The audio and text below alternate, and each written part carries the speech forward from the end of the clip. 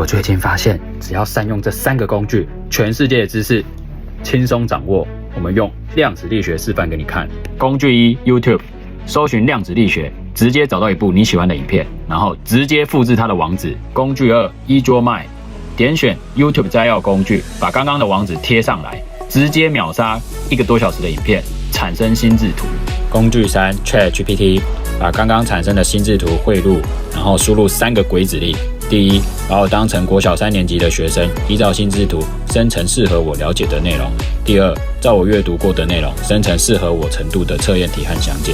第三，我答错了第几题，依照我的测验结果，针对我不熟悉的地方再做解说和测验。